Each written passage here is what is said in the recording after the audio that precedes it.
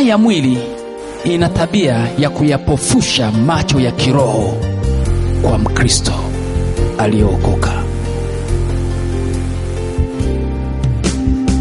Tamaa ya mwili huondoa utu au uthamani alionao Mkristo kwenye uso wa Mungu.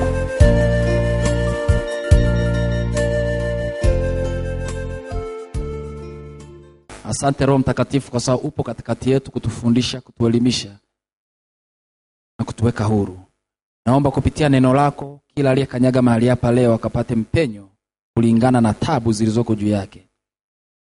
Anayeongeza maarifa msaidie pia akaongeze maarifa.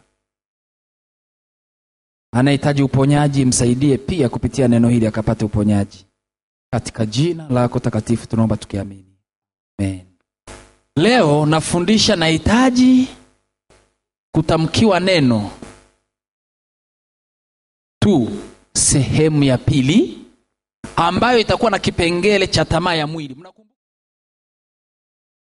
Tamaa ya mwili humwekea Mkristo ukuta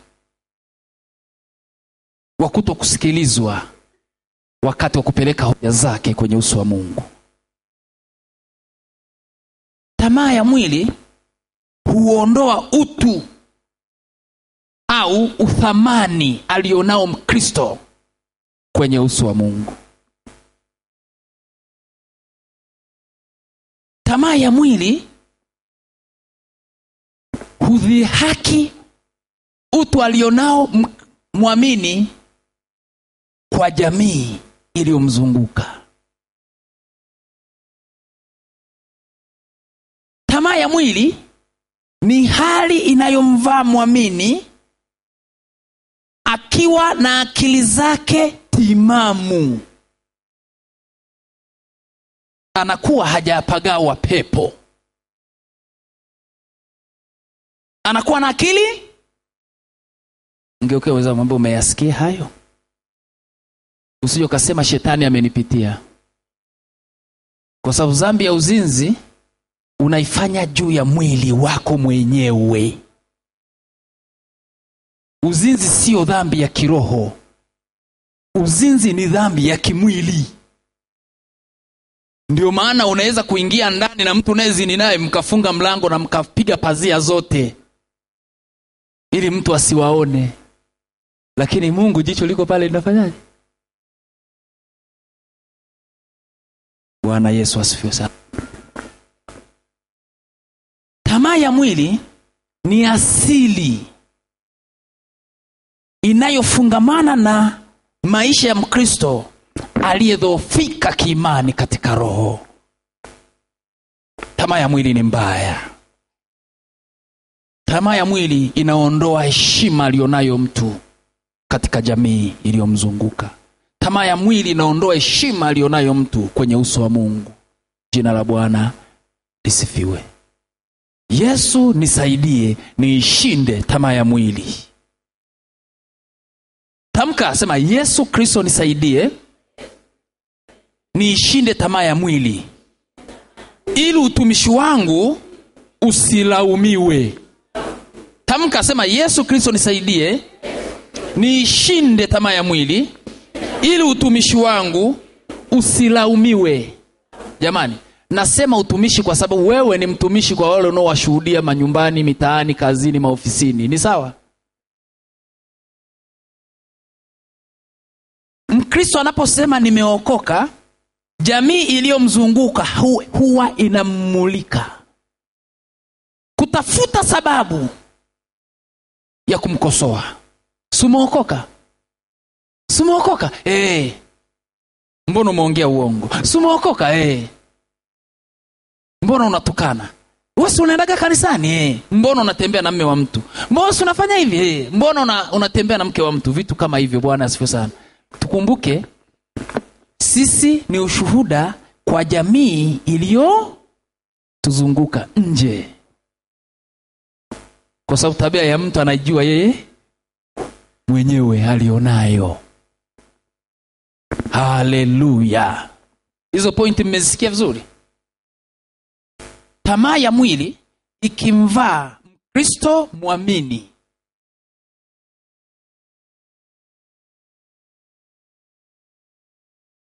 huwa inamtoa katika mtiririko wa Roho Mtakatifu. Weka mkato, andika. Huo ndio unaokuwa mwanzo. Huo ndio unaokuwa mwanzo wa tamaa ya mwili kudhibitika katika hali ya uzinzi. Maana yake nini? Nikiruhusu tamaa ya mwili kuniongoza, mapenzi ya Mungu na kuwa nimeyavua. Message ya leo tarehe 13 mwezi wa 7 2014 inasema, nahitaji kutamkiwa neno tu sehemu ya pili. Nahitaji kutamkiwa neno tu sehemu ya pili. Kipengele C kinasema tamaa ya mwili. Tamaa ya mwili ikimvaa Mkristo muamini huwa inamtoa katika mtiririko wa Roho Mtakatifu. Mkato, huo ndio unakuwa mwanzo wa tamaa ya mwili kudhibitika katika hali ya uzinzi. Mkato, kwa sababu uwepo wa Mungu unakuwa umeisha mvuka mtu. Maana yake nini? Nikiruhusu tamaa ya mwili kuniongoza, mapenzi ya Mungu na kuwa tayari nimeyavua. Tamaa ya mwili ina tabia ya kupofusha macho ya kiroho kwa Mkristo muamini.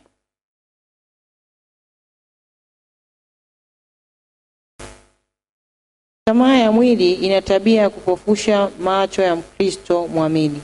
Ina tabia ya kupofusha macho ya Mkristo muamini. Kuna tamaa, kuna uzinzi, kuna uasherati na vitu vingine. Amani ukwenu. Tamaa ya mwili ndio inayoandaa mazingira ya uzinzi kutokea. Bila kuidhibiti mapema tamaa ya mwili, utashtuka tayari umeingia kwenye anguko. Na hapo ndio fedhea utakapoivaa. Kabla ya uzinzi, mazingira huja kupitia tamaa. Usipoidhibiti tamaa, ikaandaa mazingira ya uzinzi, uzinzi ukatokea, ndipo mtu hujikuta ameshavaliwa na aibu. Hapo sasa huwa kuna hali ya kupoteza ujasiri, kupoteza muunganiko kati ya mtu na Mungu, kupoteza muunganiko kati ya mtu na baraka za Mungu, kupoteza heshima katika jamii iliyomzunguka, kupoteza heshima kwenye uwepo wa Mungu. Kama Mungu alikuwa anaita anasikia, hata itika tena, hata sikia tena, kwa sababu tayari kunakuwa na ukuta kati ya watu wawili. Kwa sababu watu wawili hawawezi kutembea pamoja wasipokuwa wamepatana. Hapo utapoteza ujasiri hata wakuja kanisani. Utapoteza ujasiri wa kuja kanisani, wenzako wanaimba, au utakuja tu lakini wenzako wanaimba, wewe unaimba, unapiga makofi lakini neno liko mbele yako, kwa maana nimeyatambua makosa yangu na dhambi yangu mbele yangu daima. Utatembea kwa wachungaji na wachungaji unaenda unatubu dhambi ile ile kwa wachungaji 20, jamani nilizini niombe, atoka yanaenda huku nilizini niombe. Utaombewa lakini shida itabaki pale pale. Kwa sababu umetenda jambo litakaloiangamiza nafsi yako. Hiyo dhambi haiwezi kufutika kwenye uso wako, isipokuwa ukairuhusu nia ya moyo kuambatana na mapenzi ya Mungu. Hiyo hali itafutika. Ngeuke mwenzako, mwambie dhambi ulioitenda unaijua wewe, sisi hatuijui. Lakini unaonaje inavyokuhukumu na kukunyima amani? Umefanya mwenyewe kwenye siri, mwambie umefanya mwenyewe sirini. Labda ulienda kufanyia Babati au Mwanza au Kigoma au kwenye ndege angani. Hiyo yote ni kujificha macho ya nani? Ya wanadamu. Lakini macho ya Mungu, hata ungelikuwa vunguni mwa kitanda, yanaona. Lakini unaonaje inavyokutesa leo na ukunyima amani? Unaonaje inavyokutesa na ukunyima uhuru? Kila unavyoona hujasamehewa. Kila unavyokaa unaona, kwa maana nimeitambua dhambi yangu ya uzinzi mbele yangu siku zote. Haiwezi kuondoka mpaka Mkristo atakapoamua nia ya moyo wake kuambatana na mapenzi ya Mungu. Hapo atapona katika kifo cha kiroho. Tamaa ya mwili inasababisha kifo cha kiroho kwa mtu aliyejiwekea mazingira ya kumcha Mungu, kwa mtu aliyejiwekea tabia ya kumcha Mungu. Andika pointi. Tamaa ya mwili inasababisha kifo cha kiroho. Tamaa ya mwili inasababisha kifo cha kiroho kwa Mkristo aliyejiwekea mazingira ya kumcha Mungu. Tamaa ya mwili inasababisha kifo cha kiroho kwa Mkristo aliyejiwekea mazingira ya kumcha Mungu. Andika angalizo namba 1. Andika sentensi nasema, hapa ni umakini tu unatakiwa. Hapa ni umakini tu unatakiwa. Sawa? Tamaa ya mwili haina cha mzee. Andika. Tamaa ya mwili haina cha mzee, mkato, kijana, mkato,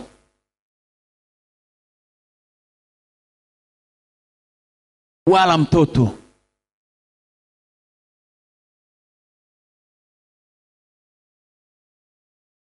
Mmenisikia vizuri? Tamaa ya mwili haina cha nani?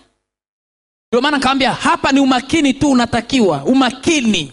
Kwa sababu tamaa ya mwili haina cha mzee, haina cha kijana, wala haina cha mtoto. Kwa sababu, weka andika kwa sababu, tamaa ya mwili ni roho kamili ya shetani.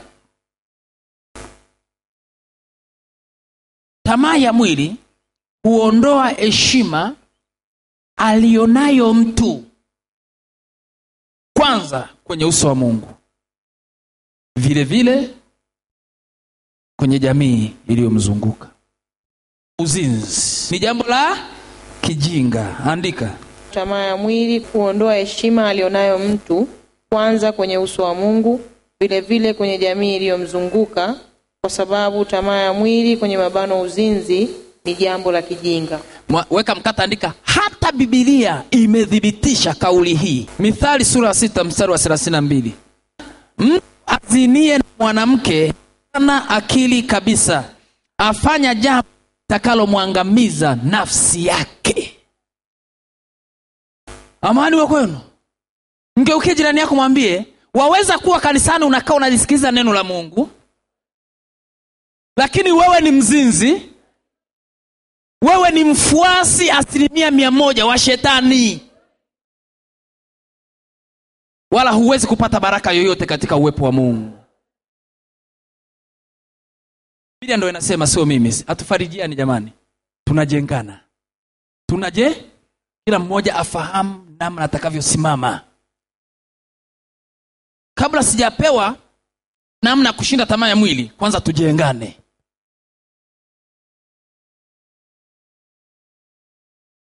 Bwana Yesu asifiwe sana. Biblia inasema, ngoja nisome Biblia nyingine. Mwanamume anayezini na mke wa mtu hana akili kabisa. Huyo ujiangamiza yeye mwenyewe. Atapata majeraha na madharau, fedhea atakayoipata haitamtoka. Narudia.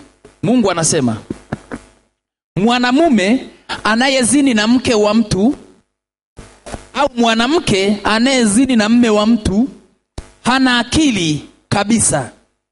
Huyo ujiangamiza yeye mwenyewe. Mstari wa 33. Atapata majeraha, maana yake atajeruhika. moyo utakosa amani, moyo utakuwa na maumivu, hali ya kujihukumu na madharau. Fedhea atakayoipata haitamtoka. Biblia inasema atapata na madharau. Ndio maana uwezo kukuta kabinti kadogo ka miaka 16 kanalipelekesha libaba na kitambi na mikono imekaa hivi. Kanamwambia nimesema leo utoki. Libaba anasema ndio. Sasa nimesema leo utoki hapa. Uende kwa mke wako. Baba, libaba likubwa hivi na kitambi litanywe. Biblia inasema mtu anayezini hana akili kabisa. Maana yake mtu huyo hastahili kusema lolote kwenye uwepo wa Mungu. Hawezi kudai haki yoyote ya msingi. Maana yake mtu anayezini na wakati huo ni muamini, huyo ni mfuasi 100% wa shetani. Amevaa ngozi ya kondoo lakini ndani ni mbwa mwitu. Uzinzi ni roho yenye fedhea na aibu. Kamwe haiwezi kumpa muamini uhuru ndani ya moyo wake wa kumcha Mungu, mpaka muamini huyo afunguliwe. Kwenye mabano andika deliverance. Uzinzi ni roho yenye fedheha na aibu. Kamwe haiwezi kumpa muamini uhuru ndani ya moyo wake wa kumcha Mungu, mpaka muamini huyo afunguliwe. Kwenye mabano deliverance. Roho ya uzinzi kimvaa kaka, anaweza katembea hata na dada yake na asiogope chochote, kwa sababu ufahamu wake umepigwa giza. Namna ya kuishinda tamaa ya mwili. Andika pointi. Ili niweze kuishinda tamaa ya mwili, inatakiwa niruhusu asili ya Mungu inivae. Hapo itakuwa rahisi. Hapo itakuwa rahisi kupata ushindi dhidi ya tamaa ya mwili. Kipengele kingine kinasema namna ya kuishinda tamaa ya mwili. Ili niweze kuishinda tamaa ya mwili, inatakiwa niruhusu asili ya Mungu inivae. Mkato. Hapo itakuwa rahisi kupata ushindi dhidi ya tamaa ya mwili. Asili ya Mungu ni neno. Andika hapo chini. Asili ya Mungu ni neno. Kwa hiyo nitakapovaliwa na asili hii, ninakuwa tayari nimeungwa au nimekuwa asili moja na Mungu. Asili ya Mungu ni neno. Kwa hiyo nitakapovaliwa na asili hiyo, nitakuwa tayari nimeungwa au nimekuwa asili moja na Mungu. Nikiwa na asili moja na Mungu, yani na neno lake, nitapata ushindi au nitaweza kudhibiti. Nitapata ushindi au nitaweza kudhibiti maeneo yafuatayo katika maisha yangu. Nikiwa asili moja na Mungu, yani na neno lake, nitapata ushindi au nitaweza kudhibiti maeneo yafuatayo katika maisha yangu. Au nitaweza kudhibiti maeneo yafuatayo katika maisha yangu. A, tamaa ya mwili. B, hali ya kushindwa katika roho. Weka mkato, andika. Kwa sababu kushindwa katika mwili ni matokeo ya kushindwa katika roho. Ndiyo maana ukimkuta muamini ana hali mbaya katika maisha ya kimwili, katika roho ana hali mbaya zaidi.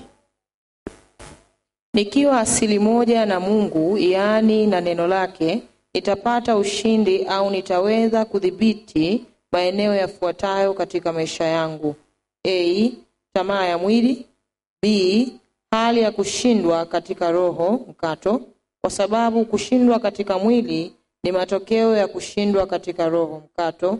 Ndiyo maana ukimkuta mwamini ana hali mbaya katika maisha ya kimwili, katika roho ana hali mbaya zaidi. Mkristo atakayeiruhusu nia ya moyo wake kuambatana na mapenzi ya Mungu, huyo ni Mkristo atakayeishi maisha ya utakatifu.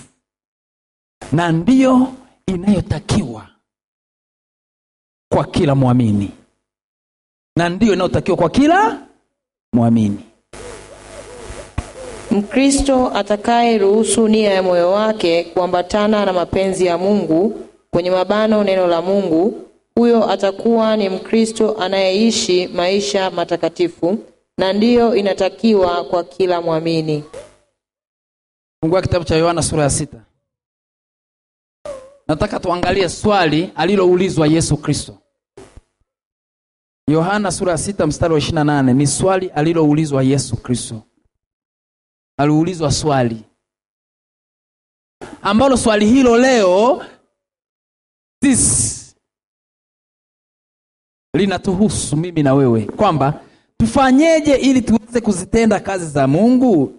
Some mstari wa 28 na 29 anasema, Yesu akajibu akawaambia, hii ndiyo kazi ya Mungu, muamini yeye aliyetumwa na yeye. Bwana Yesu asifiwe sana. Narudia. Hebu semeni, mtumishi, tufanyeje tuweze kutoka kwenye dhiki tulizo nazo? Ndio swali Yesu aliloulizwa. Hilo ndio swali ambalo Yesu Kristo aliulizwa. Lakini jibu la Yesu Kristo lilikuwa lina misingi ya kiimani.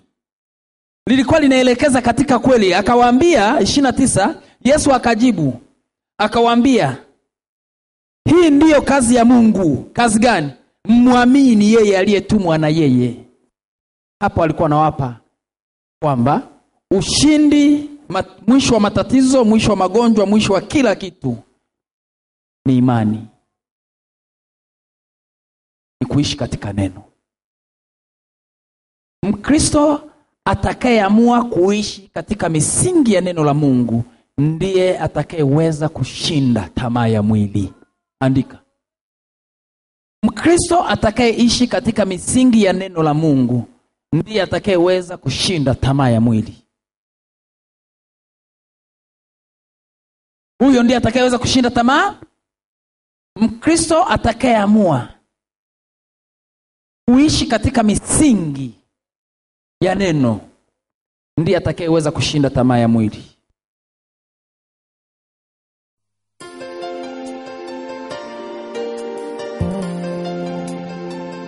Roho ya uzinzi ni ya kukemea sana katika jina la Yesu Kristo wa Nazareti.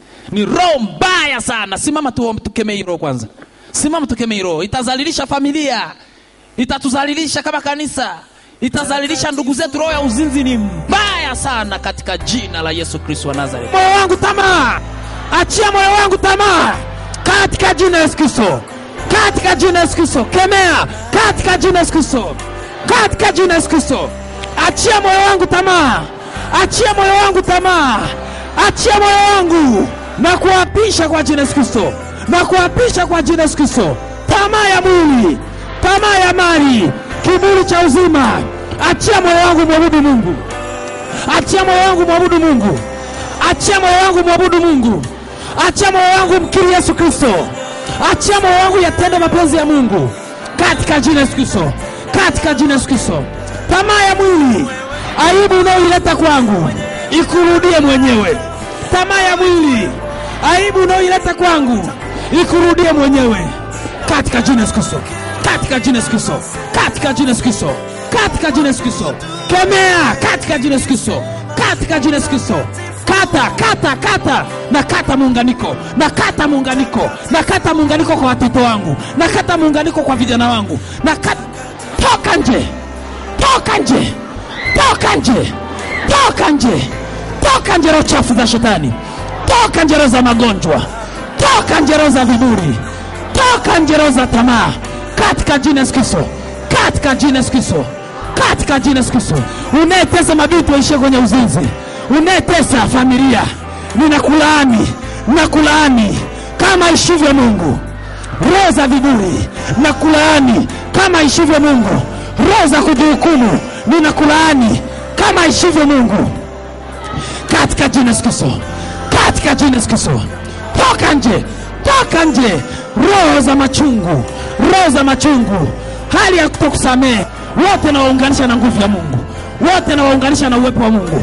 Wote na waunganisha na uwepo wa Mungu. Na waunganisha na uwepo wa Mungu. Katika jina la Yesu. Katika jina la Yesu. Katika jina la Yesu. Katika jina la Yesu.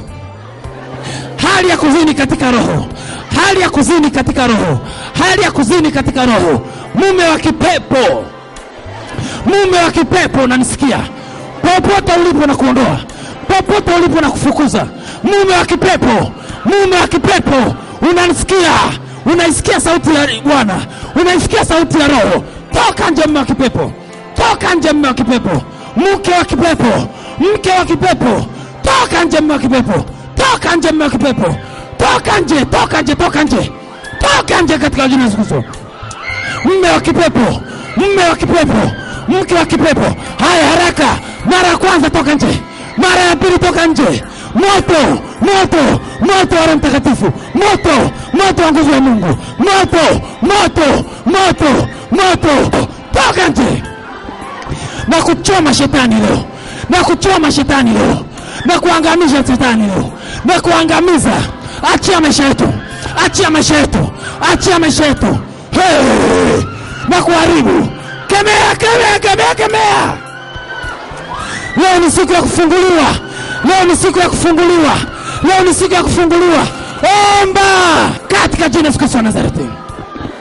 Kemea, kemea, kemea, kemea katika jina la Yesu. Toka nje, toka nje, toka nje. Omba, toka nje, toka nje. Toka nje haraka, haraka, haraka, haraka, haraka, haraka, haraka, haraka, haraka, haraka. Moto, moto, moto. Roho ya mume wa kipepo. Mke wa kipepo. Mke wa kipepo. Mke wa kipepo. Toka nje haraka. Toka nje haraka. Toka nje haraka. Toka nje haraka. Katika jina la Yesu. Katika jina la Yesu. Na kuapisha. Na kuapisha. Na kuapisha. Kuapisha. Umeharibu ndoa za watu. Umeharibu ndoa za watu. Umeharibu ndoa za watu. Hey. Hey. Lazima uondoke katikati yetu. Lazima uondoke katikati yetu. Lazima uondoke katikati yetu. Toka nje.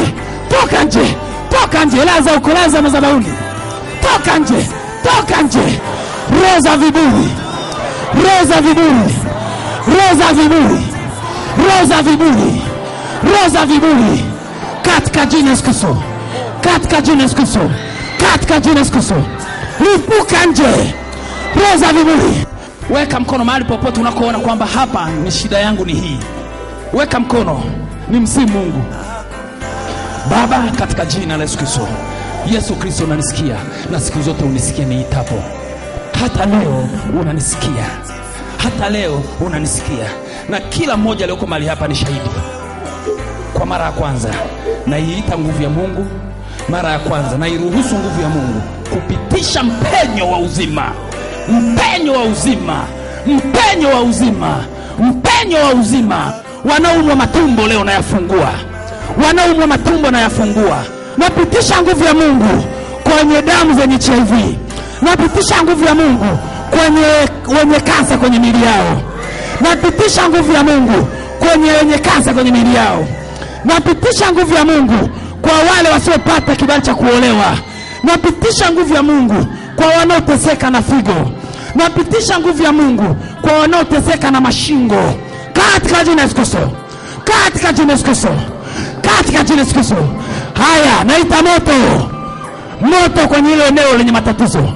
Moto kwenye ile eneo lenye matatizo. Haya, sema moto. Choma eneo lenye matatizo ndani mwangu. Moto. Choma eneo lenye shida ndani mwangu. Moto. Choma eneo lenye matatizo ndani mwangu. Moto. Nifanyie operation. Nifanyie operation. Nifanyie operation. Nifanyie operation. Nifanyie operation. Nifanyie operation. Haya, operation ya Roho Mtakatifu inatenda kazi. Operation ya Roho Mtakatifu inatenda kazi. Naomba roho ya uzima. roho ya mabadiliko katika tabia, roho ya mabadiliko katika tabia. Natuma neno hata kwa ndugu zao ambao wamewacha manyumbani. Natuma neno kwa ndugu zao ambao wamewacha manyumbani katika jina la Yesu Kristo. Neno la mabadiliko, neno la uzima, neno la mabadiliko kwa damu ya Yesu Kristo. Haya, ipeni hali ya kusafishwa. Hali ya kusafishwa. Wanaoota wanakula. Wanaoota wanakula. Wanaoota wanakula. Natangaza kusafishwa. Nina sasa natamka mabadiliko katika uchumi. Na sasa natamka mabadiliko katika maisha yangu ya kiroho. Na sasa natamka mabadiliko kwa familia yangu. Na sasa natamka mabadiliko. Yesu, asante kunipa ushindi. Haleluya. Haleluya. Acha niombe kidogo. Tulia, acha niombe. Naona kinywa cha Yesu Kristo kimefunguka kinacheka. Acha niombe muambukizo mafuta ya shangwe. Sema, kama uishivyo Mungu aketie mbinguni anacheka, Bwana anawafanyia viaka adui zangu.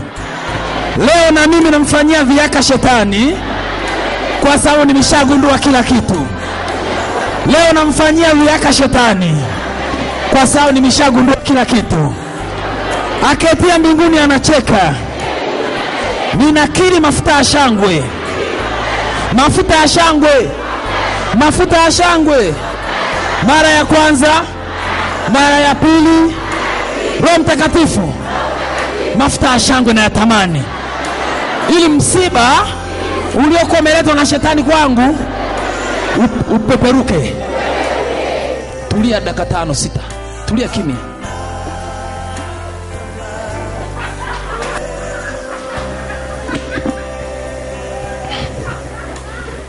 Angalieni sasa, viti vitavunjwa sasa. Kuweni makini. Hata ambaye hajui kinachoendelea, mafuta ya shangwe yamwangukie. Mafuta ya shangwe. Na iachilie ikarama kwa watu. Mafuta ya shangwe na mimina. Kwa sababu watu walikuwa wanaishi kwenye kujihukumu. Watu walikuwa wanaishi kwenye mateso, kwenye mgandamizo. Hayo mafuta ya shangwe. Mafuta ya shangwe hayo. Roho wa Mungu achilia kicheko, furaha. Aketia mbinguni anacheka. Bwana anawafanyia dhihaka adui yetu.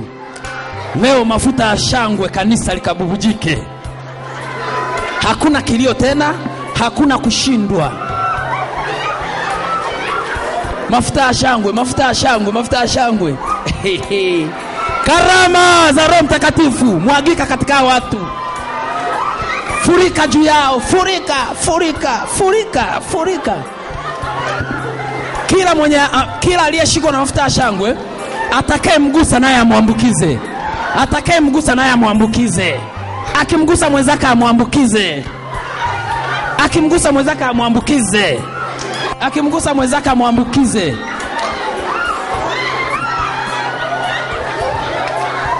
Na Yesu, ikarama iwamiminikie wote, wote, wote, wote. Nahitaji kuona kanisa zima.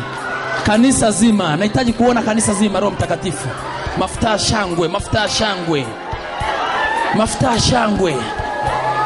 Angalia mwenzake huyo, muangalie mwenzako. Wewe muangalie tu. Muangalie huyo ambaye amefunikwa na mafuta ya shangwe. Ukimtazama naona pigwa muhuri. Waachilie wacheke Roho Mtakatifu. Majonzi yaondoke. Mateso yaishe. Mafuta ya shangwe, mafuta ya shangwe.